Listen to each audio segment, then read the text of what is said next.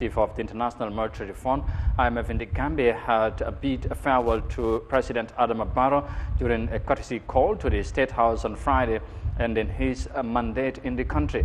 Mr. Mamadou Julde Barry expressed gratitude to President Barrow and the entire people of the Gambia for the cordial relationship shared during his stay as IMF head of mission. Our reporter Yahya Jammeh has more details of that in this report. During a farewell ceremony at State House, Mr. Barry said IMF has made tremendous contribution to the economic growth of the Gambia. He met President Barrow to express his gratitude to the Gambian people for the great achievement over the 4 years he has been representing the monetary fund in the country. The Gambia's economy is heavily reliant on agriculture with no significant mineral or other natural resources and has a limited agricultural base. About 75% of the population depend on crops and livestock for its livelihood. The IMF outgoing representative said his tenure brought a 3-year work program for the Gambia which concluded in June 2023, discussing a $211 million program for the country. As the resident representative of the IMF in the Gambia, so I came today with the Minister of Finance, Sidiketa, my brother, to see the President to express our gratitude for all the work that we have been able to achieve for the Gambia in the last 4 years.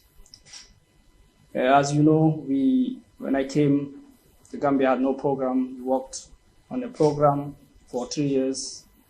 The program was concluded recently in June 2023. And during that program, we disbursed about $211 million, and that was only possible because of the leadership and the commitment to reform of the President, and also through that, to his economic team represented here by the Minister of Finance, Sidiketa.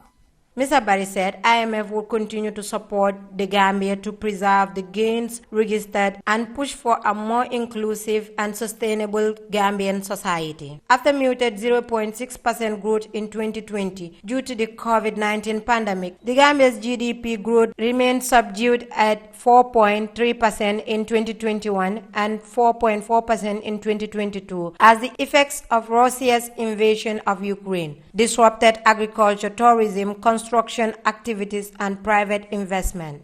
The International Monetary Fund, IMF, works to achieve sustainable growth and prosperity for all of its 190 member countries. It does so by supporting economic policies that promote financial stability and monetary cooperation, which are essential to increase productivity, job creation, and economic well-being. Presenting the recent economic developments, Sub-Saharan Africa region and the Gambia at State House, Mr. Barry said IMF has 3 critical missions of furthering international monetary cooperation, encouraging the expansion of trade and economic growth, and discouraging policies that will harm prosperity. Global economic activity is experiencing a broad-based and sharper than expected slowdown, with inflation higher than seen in several decades.